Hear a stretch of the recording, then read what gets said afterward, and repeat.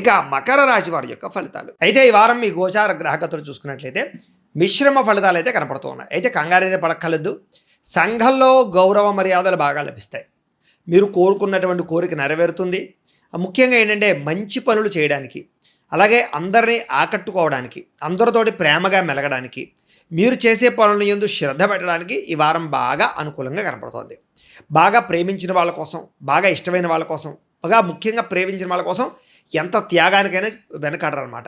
ఎవరినైనా ఇష్టపడుతూ ఉంటే వాళ్ళ కోసం ఏం చేయడానికైనా సిద్ధపడతారు. అలాంటి లక్షణం ఈ వారం మీలో రాబోతుందని చెప్పొచ్చు. అలాగే భవిష్యత్తు గురించి లేదా మీరు తీసుకునే నిర్ణయాల గురించి, మీకు ఉండేటటువంటి ప్రాజెక్టుల గురించి బాగా ఆలోచిస్తారు. అయితే మీ యొక్క భవిష్యత్తులో చేసేటటువంటి పనుల గురించి మాత్రం సీక్రెట్గా ఉంచడానికి ప్రయత్నం చేయండి తప్ప రహస్యాలు బయటకు పెట్టకండి.